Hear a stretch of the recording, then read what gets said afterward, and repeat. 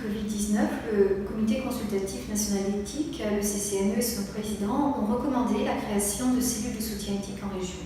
En fait, l'objectif était double. D'une part, apporter une aide aux professionnels et d'autre part, faire remonter les questions de terrain au niveau des autorités nationales. En effet, dans un contexte de crise sanitaire, il est parfois aidant d'avoir un avis extérieur, un avis argumenté face à une question qui se pose, à un dilemme.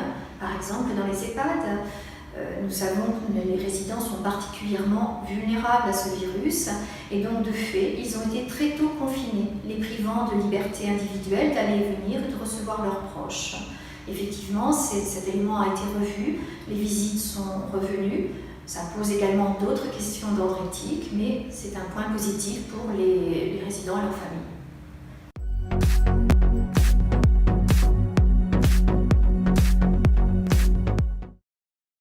Alors, l'espace de réflexion éthique de Nouvelle-Aquitaine a choisi de décliner sa cellule de soutien éthique autour des 3 directeurs de site, le professeur Gilles à Poitiers, le professeur Violac à Bordeaux, moi-même à Limoges.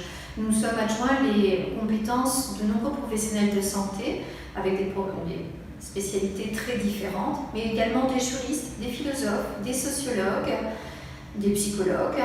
Et nous sommes en constant échange avec l'ARS, la Conférence régionale de santé, les associations d'usagers et les comités d'éthique locaux.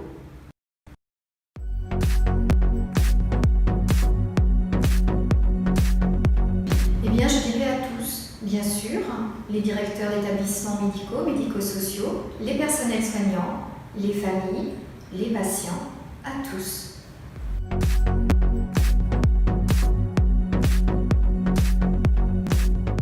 Eh bien, ce sont toutes les questions, toutes les interrogations que nous nous posons sur le sens, sur la finalité, sur les conséquences de nos actions de prévention, des soins que nous dispensons aux autres dans le cadre de cette pandémie, de ce virus que l'on connaît très peu finalement, où nous n'avons pas de protocole thérapeutique clairement établi.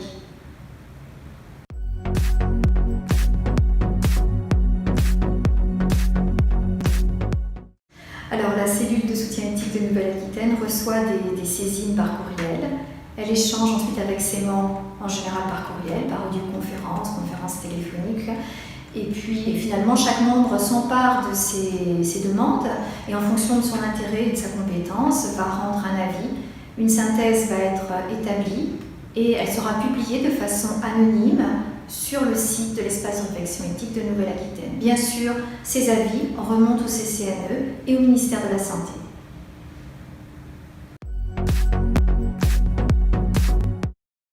Il y a par exemple dans les maternités comme dans les unités d'hospitalisation, les visites sont interdites, même pour les pères.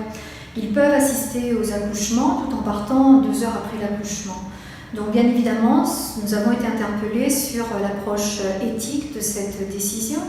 Finalement, le fait d'avoir limité les visites, c'est pour la protection du bien commun, préserver autrui, se préserver d'un risque infectieux avec une gravité importante, notamment pour les autres familles, mais également nous avons voulu préserver l'intimité du couple parental dans ce moment unique qu'est la venue au monde d'un enfant. Il y a bien sûr eu beaucoup d'autres saisines dans les EHPAD. Une saisine récente concerne le consentement éclairé. Quid du consentement éclairé pour les résidents d'EHPAD qui ont des troubles neurocognitifs et qui doivent avoir un test virologique? Doit-on les contenir pour obtenir ce test s'ils ne veulent pas le faire ?